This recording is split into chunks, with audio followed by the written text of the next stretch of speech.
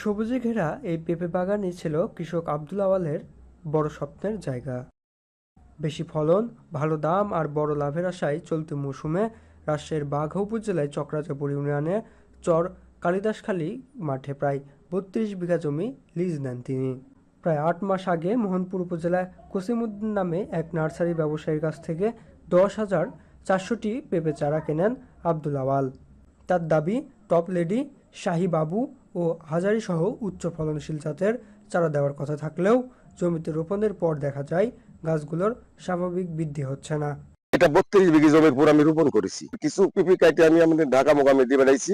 ঢাকার থেকে আমার কোন রিপোর্ট দিচ্ছে না যে ভাই ক্যাট পিপি, এই পিপি লাই নাকি মানুষ ক্ষতি মনে করেন যে আমার অনেক হয়েছে। তাতে দেখা যাচ্ছে ২৪ লাখ টাকা আপনার এইগুলো আমার সার গাছ দিই, এই জমি লিজ দিই, এরকম একটা খরচা আইছে। তাতে আমি কোনো বেচা কেনা পাইনি।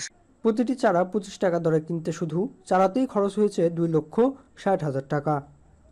এর সঙ্গে জমি লিজ, শ্রমিকের খরচ, সার, কীটনাশক ও পরিবহন সহ অন্যান্য ব্যয় মিলিয়ে এখন পর্যন্ত প্রায় ২৫ লক্ষ টাকা বিনিয়োগ করেছেন তিনি।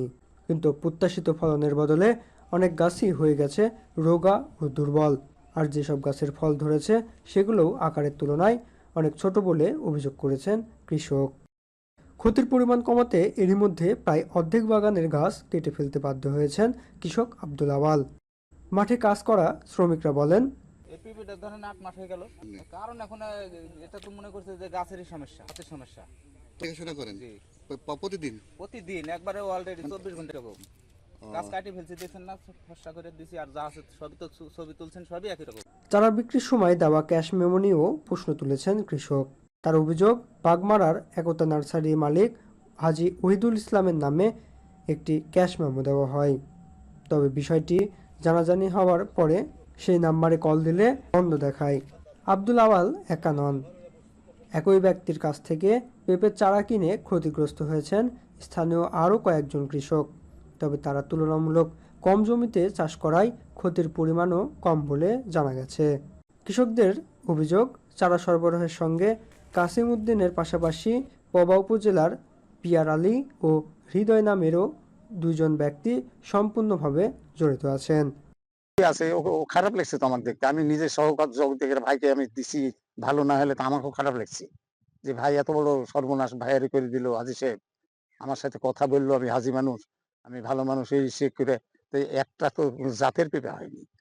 তাহলে তো অবশ্যই আমি ভাইয়ের পক্ষ থেকে তো আমি বলবো এই কথাটা। আমাকে তো ভাইয়ের বলতে হবে না, আমি তো বলবো এই কথাটা যে ভাই যে এত বড় ক্ষতিগ্রস্ত হয়ে গেল, কেন সে এভাবে তাকে এগুলা করলো।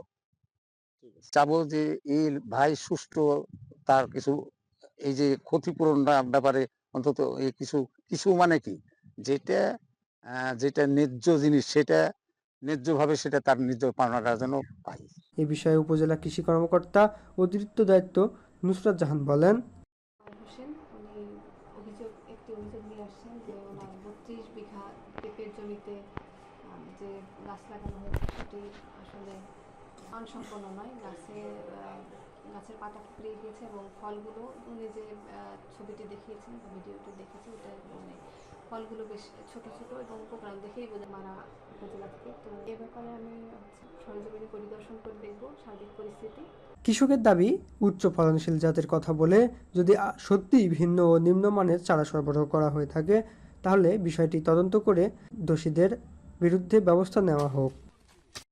এই জমির উপরে ২৫ লক্ষ টাকা বিনিয়োগ করে এখন কৃষক আব্দুল আওয়ালের সামনে একটাই প্রশ্ন, এই ক্ষতির দায় কে নেবে? মোহাম্মদ বিপুল হোসেন সৈকত, গণকণ্ঠ, বাঘা, রাজশাহী।